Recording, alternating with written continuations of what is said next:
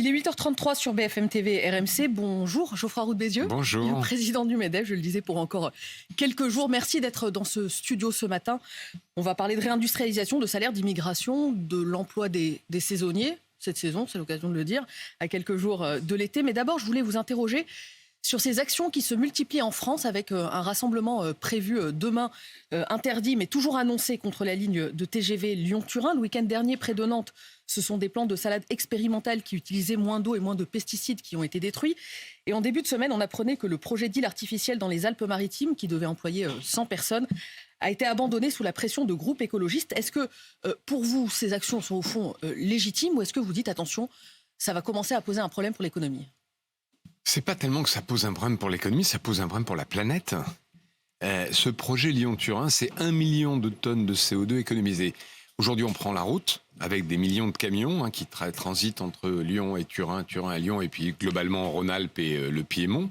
Demain, si ce tunnel voit le jour, et quand ce tunnel verra le jour, on passe par le ferroviaire et donc des économies pour la planète, enfin pas des économies, de CO2. Et donc là, on est face à la contradiction absolue des militants écologistes extrémistes, c'est-à-dire qu'ils veulent soi-disant sauver la planète, mais comme ils ne veulent pas se donner les moyens, on ne sauvera pas la planète en faisant de la décroissance. Alors, évidemment, il y a toujours la solution d'arrêter tout, d'arrêter l'économie, de décroître. Mais ça, la très grande majorité de nos concitoyens n'en veulent pas. Je vous pose la question parce qu'il y a quelques semaines, des militants s'étaient invités à l'Assemblée Générale de Total Énergie et Elisabeth Borne, la Première ministre, avait dit que finalement, ces militants du climat étaient dans leur rôle d'alerter. Ce ne sont pas des lanceurs d'alerte pour vous ? Mais en fait, il ne s'agit pas d'un lanceur d'alerte, il s'agit de bloquer un projet. Est-ce que ce projet est meilleur pour la planète que ce qui existe aujourd'hui ? C'est ça le débat. Le reste, ils aient le droit de manifester. Moi, je ne connais pas les détails d'interdire ou de laisser la manifestation. Je veux dire, c'est au ministère de l'Intérieur de décider. Mais le fond du débat qu'on doit avoir, c'est est-ce qu'on veut continuer à vivre, à voyager, à produire en faisant moins de CO2 ? C'est la solution du Lyon-Turin et plein d'autres projets. Ou est-ce qu'on bloque tout, auquel cas, non seulement d'ailleurs on ne sauvera pas la planète parce qu'on n'aura pas ces outils-là, mais il ne faut pas se tromper, les autres vont continuer, la Chine va continuer à croître, l'Inde va continuer à croître. Mais je vous pose quand même la question, est-ce que ça vous inquiète pour l'économie française ? Oui, alors pas, si vous voulez, en termes de PIB, mais pour le futur. Puisque si on ne peut pas transformer nos usines, si on ne peut pas transformer nos outils de production, il n'y en aura pas de nouvelles. Elles vont partir petit à petit. Et en plus, celles qui vont continuer vont rester sur d'anciennes technologies très émettrices de CO2. Comment on finance cette transition écologique ? Ça va créer des emplois, mais ça va coûter cher. Ça va coûter cher. Moi, je dis souvent, dans 95% des cas, produire plus vert, c'est produire plus cher. Sinon, on l'aurait déjà fait. S'habituer à ce que ça coûte plus cher à l'avenir. Oui, parce que, tout simplement, c'est simple à comprendre. Un chef d'entreprise, un directeur d'usine, il cherche toujours le moindre coût. Donc, si on avait le moyen de décarboner en faisant moins cher, il y a longtemps qu'on l'aurait fait. Or, les techniques existent. Dans beaucoup de cas, l'acier vert, ça existe. Ou l'acier plus vert.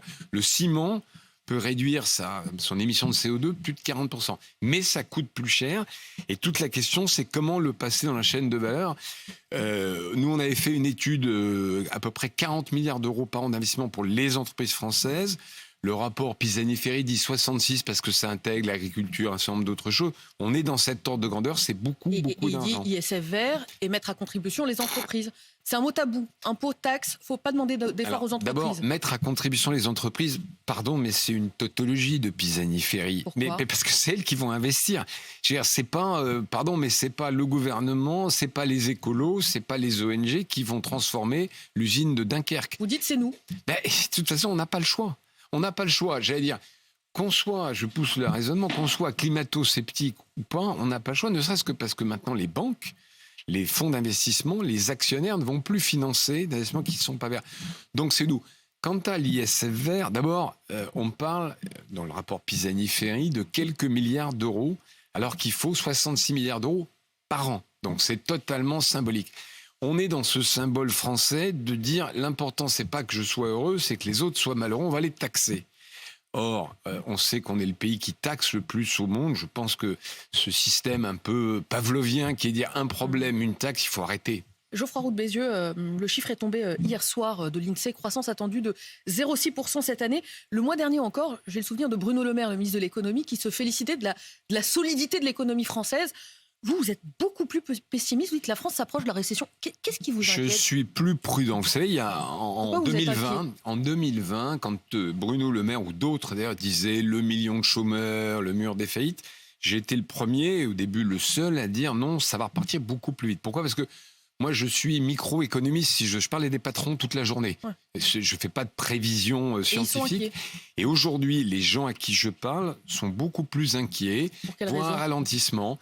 Alors, un mélange de raisons. Il y a l'inflation qui persiste, ralentit, mais qui persiste. Très grosse difficulté de recrutement. Or, quelqu'un qu'on ne recrute pas, évidemment, c'est de la croissance en moins. Un restaurant qui ferme un jour par semaine ou 2 soirs par semaine, c'est de la croissance en moins. Donc, je ne dis pas qu'on va entrer en récession, mais je dis que les signaux qu'on a du terrain, des chefs d'entreprise, de PME, me font penser qu'il y a des signes d'inquiétude. Alors même que ça va mieux que nos voisins, par exemple. Alors, ça va moins mal.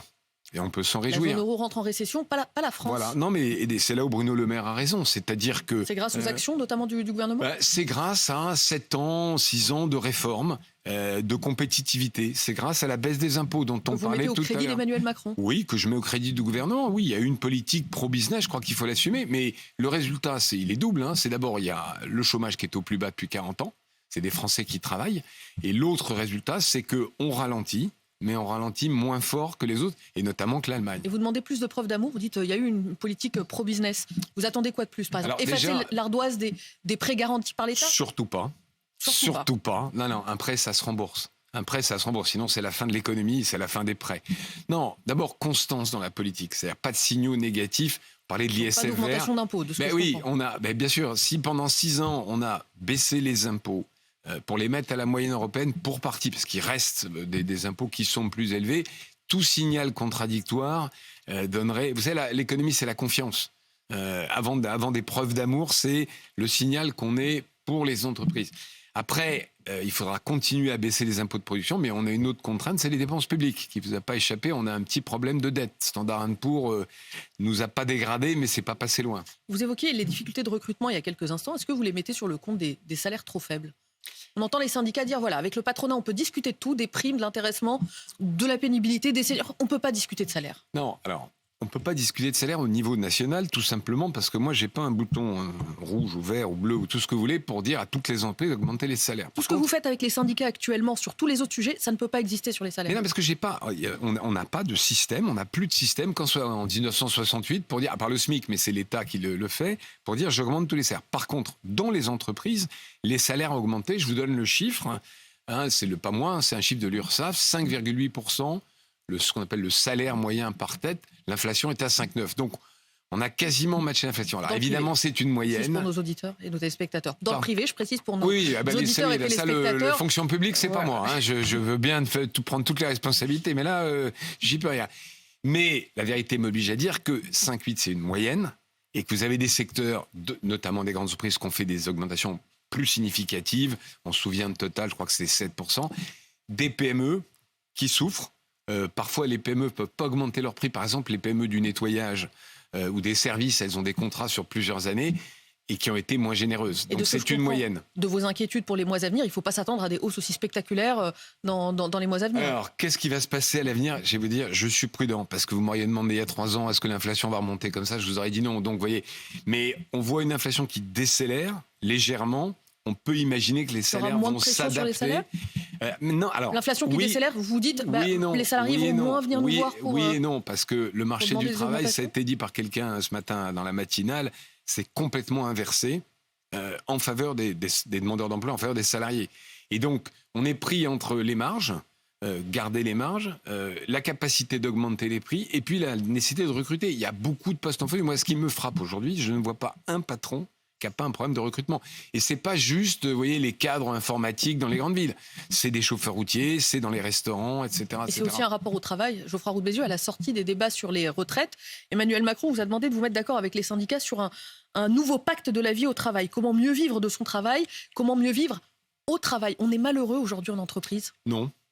C'est pas moi qui le dis, c'est la CFDT. Et elle a fait une grande enquête, alors celle de l'année dernière, je crois. Les gens sont à la fois fiers et heureux au travail. Maintenant, Et évidemment... pourtant, ils disent on ne veut pas travailler 2 ans de plus. On voit une explosion des arrêts de travail, notamment pour burn-out. Alors, attendez, C'est chez il y a vous que ça beaucoup se de passe. questions et beaucoup de sujets dans la question. Globalement, les Français sont heureux au travail, avec évidemment des exceptions comme partout. Après, est-ce qu'il y a un rapport au travail qui a changé? D'abord, je pense qu'il y a une chose qu'il faut qu'on dise. Il y a beaucoup plus de Français qui travaillent après la pandémie qu'avant. Il y en a 1,3 million. Donc on ne peut pas dire les Français veulent plus travailler. Mais ce qui est vrai, c'est qu'on voit une explosion des arrêts de travail courte durée. Ça vous remonte? Oui, plus 30%. Et il faut dire les choses, c'est des arrêts de travail qui explosent, notamment le lundi et le vendredi. C'est-à-dire? Écoutez, je vais dire les choses en français dans le texte. Des arrêts de travail, lundi, vous dites oui, des arrêts de travail de complaisance.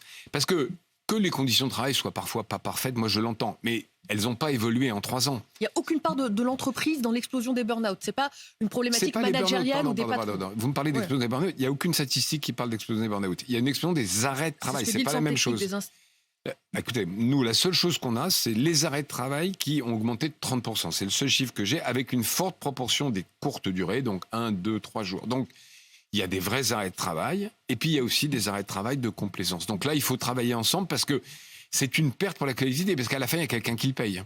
On va y venir sur les arrêts de travail, dites-vous, de complaisance. Sur les burn-out tout de même, plus 8% en 2022. Est-ce qu'il y a une part dans le rapport des chefs d'entreprise à leurs salariés? Est-ce que vous dites il y a quelque chose qui s'est distendu peut-être avec la pandémie? Il y a quelque chose qu'il faut qu'on retravaille pour faire en sorte que nos salariés soient encore plus heureux. Allez, je ne vais pas dire malheureux, je vais dire encore plus heureux. Non, mais d'abord, c'est la responsabilité des chefs d'entreprise, globalement. Oui. Ça, c'est sûr. Que sur une longue période, le burn-out, qui n'est pas un phénomène uniquement dû au travail, puisque c'est toujours multifactoriel, ça peut être des problèmes personnels à la maison, etc., etc. On doit le traiter, oui. Mais je ne veux pas laisser dire que globalement tous les Français sont malheureux au travail. Il y a tellement de cas particuliers que je pense qu'on ne peut pas généraliser. Et c'est une chose distincte du point précis des arrêts de travail de courte durée. Je reviens sur la question des rémunérations. Geoffroy Roux de Bézieux, 75 000 postes de saisonniers, toujours vacants à quelques jours de la saison estivale. Est-ce que c'est à cause de ce manque de main-d'œuvre que vous appelez à régulariser les sans-papiers qui travaillent dans ces secteurs en tension? Alors, je n'ai pas appelé à régulariser. Là aussi, il y a une petite... Il faut un cadre plus clair pour pouvoir recruter plus de travailleurs étrangers. Je dis 2 choses. Je dis la première chose, c'est qu'aujourd'hui, pour quelqu'un qui travaille, alors non pas sans papier, mais avec des papiers qui sont des faux papiers en réalité. Parce que travailler sans papier, c'est illégal et c'est condamnable. On ne peut pas employer quelqu'un sans papier. C'est de l'esclavagisme. Mais il y a des gens qui viennent avec des papiers. Le chef d'entreprise n'a pas les moyens techniques de vérifier s'ils sont vrais ou pas. On n'est pas la police, quoi, si vous voulez.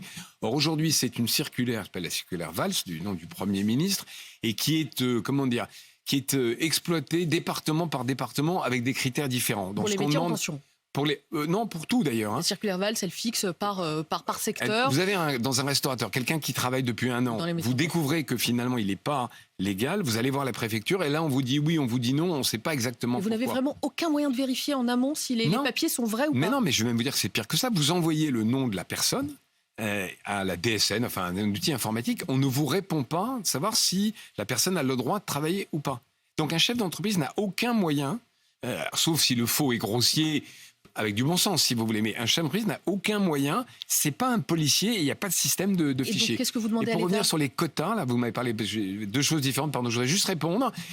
On est, nous, intéressés par avoir des travailleurs, mais ça n'est pas au patronat de décider de la politique migratoire du pays. C'est au Parlement.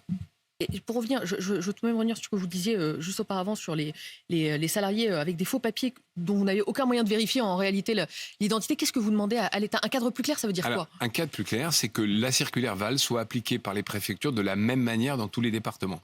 Ce qui n'est pas le cas aujourd'hui. En fait. Alors on nous répond, mais on ne nous répond pas avec les mêmes délais, pas avec les mêmes critères. Dans le plan saisonnier, j'y reviens, lancé par le gouvernement, il y a la création d'une plateforme. On évoque les métiers en tension, on évoque la question des salaires, du rapport au travail. Il y a aussi la question tout simplement du logement pour ces saisonniers. C'est aujourd'hui un frein à l'emploi et je vous propose d'écouter Théo, qui est saisonnier depuis 2 ans, qui habite à Nantes. Quand je pars en saison, quand je pars quelqu'un loin de chez moi où j'habite, en fait, il me faut un logement et je ne peux pas combiner la recherche du travail et du logement. C'est pas possible. Donc pour moi, c'était indispensable que mon employeur me fournisse un logement. Je ne peux pas rechercher et mettre peut-être la moitié de mon salaire ou une partie du salaire dans un loyer alors que je viens aider quelqu'un qui a besoin de saisonniers pour sa saison. Comment on fait pour Le trouver un logement, logement? c'est un problème pour les saisonniers, mais c'est un problème pour tout le monde. Et c'est un problème pour l'emploi. C'est un frein à l'emploi en général. Énorme, énorme. Il y a deux choses qu'il faut savoir. D'abord, la distance, la durée du trajet sur 20 ans augmente pour les Français pour aller travailler. On habite plus loin de son travail. Il aurait demandé d'être plus mobile aussi. Oui, mais c'est pas seulement la mobilité d'un département à l'autre, c'est aussi le fait que le temps perdu, si vous voulez, dans le transport augmente et on ne construit pas assez de logements. C'est ça la réalité, et pas aux bons endroits. Et donc, il y a le problème des saisonniers qui est exacerbé parce que évidemment il y a un afflux à un moment avec un problème de logement en même temps que les touristes. Mais j'allais dire c'est le haut de la pyramide. Le vrai problème c'est pour tout le monde. Très souvent les jobs qui sont pas pourvus, les refus sont un problème de logement ou de temps de trajet. Et il y a eu des annonces d'Elisabeth Borne dans le Oui, cadre mais d'un qui sont très insuffisantes. Ça ne vous a pas convaincu? Non, du tout, du tout. Vous avez vu la réaction des fédérations.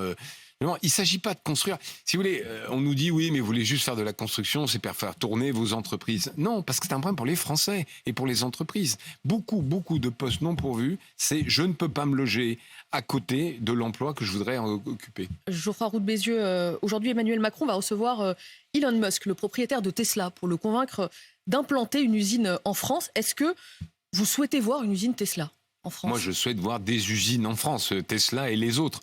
Il y a tous ceux qui disent que c'est le leader mondial de la voiture électrique, ça va être une concurrence terrible pour les constructeurs français. Non, il ne faut pas raisonner comme ça. Je veux dire, si on ne veut pas de la concurrence, on met des murs tout autour du pays et on revient au 19e siècle. Donc évidemment, on veut Tesla, on veut les usines. Il y a d'ailleurs un gros afflux d'investissements en France.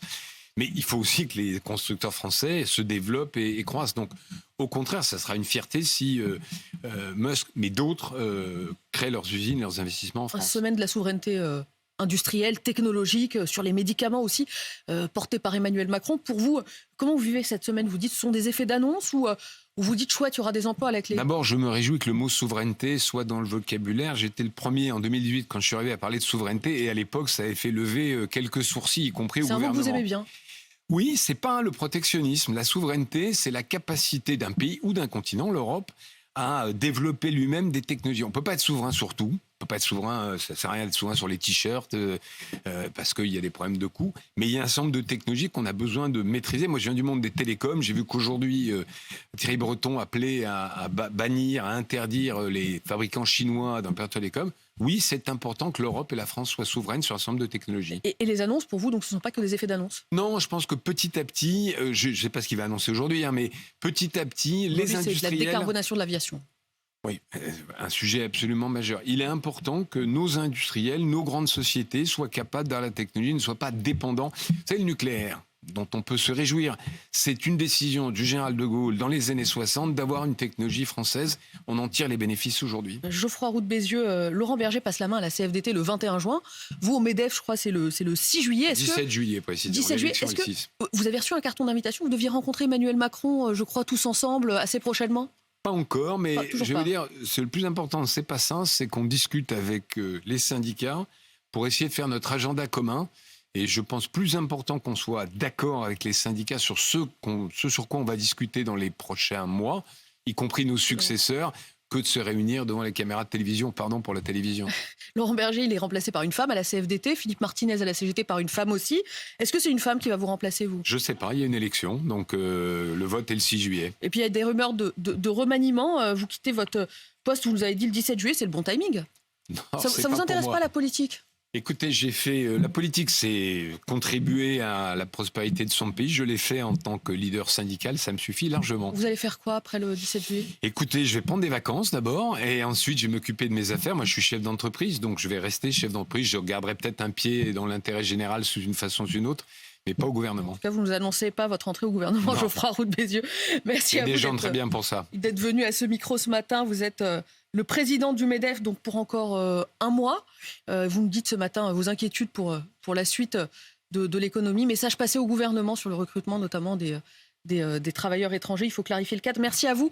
Il est 8h52 sur RMC et BFM TV.